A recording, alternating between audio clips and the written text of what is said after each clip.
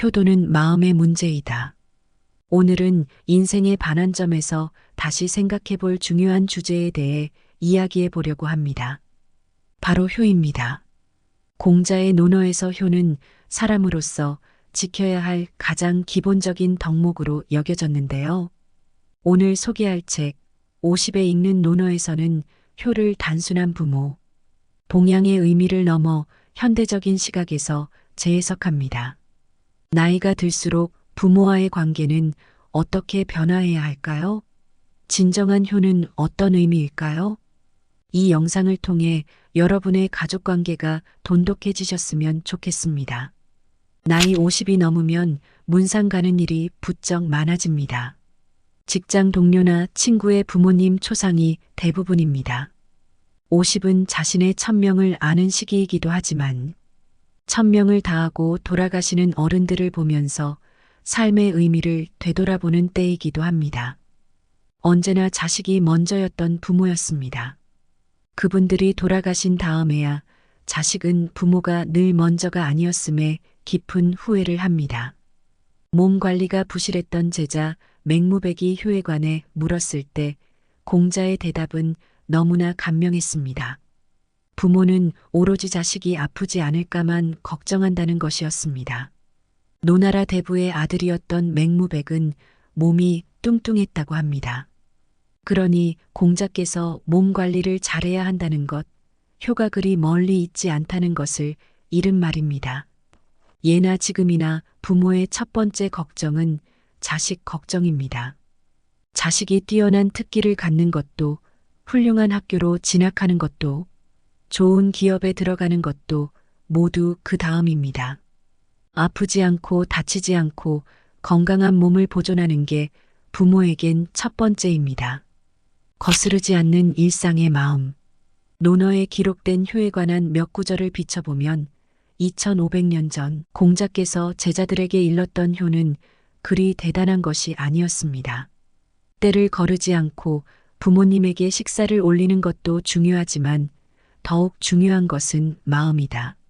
술과 음식을 부모님께 먼저 드시게 한다고 하여 효라 할 수 있겠는가? 공경하는 마음이 빠진다면 개와 말에게 먹이를 주는 것과 무엇이 다르겠는가? 혹여 부모의 잘못이 있을 때는 완곡하게 말씀을 드려야 하며 부모님의 뜻을 따르기에 다소 어려움이 있다 해도 가능하면 그 뜻을 어기지 말아야 한다. 또한 자식은 환한 얼굴을 보이지 말아야 한다.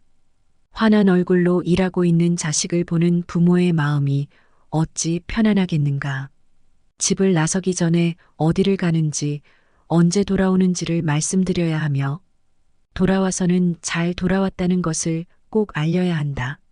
살신성인의 효를 칭송했던 조선시대의 문화가 있었지만 사실 공자께서 말씀하신 효의 개념은 일장의 문제였고 누구나 행할 수 있는 마음의 문제였습니다. 슬픈 고통의 터널을 지나고 있다. 요즘은 너나 할 것 없이 나이 드신 부모를 가까이서 모실 자식이 없다시피 합니다.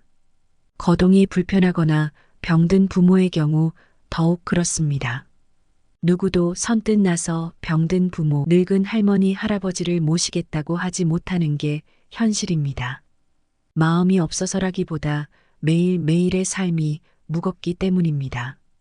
늙고 병든 부모를 병원에 눕혀놓고 서로 원망하면서 눈치만 봅니다. 병원이나 요양원에서 외롭고 쓸쓸히 죽음을 맞이해야 하는 게 일상이 되어갑니다. 부모가 돌아가시면 3일 내 정광석화처럼 초상을 치르고 사무제도 마치기 전에 유산 싸움에 돌입합니다.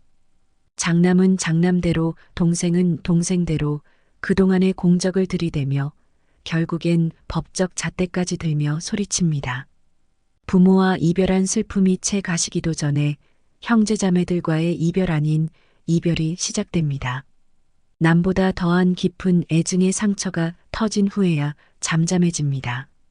부모도 잃고 형제도 잃으며 그렇게 50대가 넘어갑니다.